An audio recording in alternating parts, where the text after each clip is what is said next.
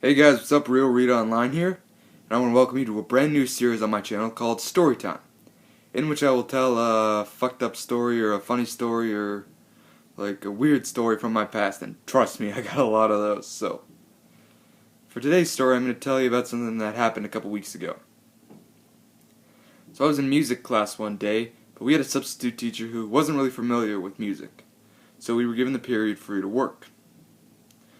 I was sitting in a group of about 4 or 5 guys, and one of the guys, he was on his phone messaging with a girl back and forth. This girl was promising to send him pics and to that Friday Netflix and chill with him. So this is going on for a while. Everyone else is yelling at him saying, "You don't know this girl, she could be a pedophile, she could just be a guy trolling you," and that type of thing. Then another guy takes out his phone, starts playing music. The teacher hears it, comes over, and demands that he hands over his phone, and the guy who was messaging with the girl hands over his phone. So the guy who was playing music and the teacher start arguing, before the teacher turns her attention to the guy who was messaging with the girl. The guy knows that the girl is planning on sending him nudes, and if those pop up on his screen, he's screwed. So, in order to protect himself, he shoves his phone in his pants, and decides to try to make a run for it. He makes it about 3 meters before the phone falls out of one of his pant legs, and then the teacher picks it up and takes it from him for the rest of the period. He goes back and sits down with the rest of us, knowing that when his phone goes off, he's definitely screwed.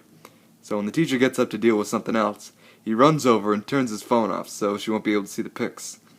And then we hear her yell across the room, "You're not as stealthy as you think." And then we just started laughing at him.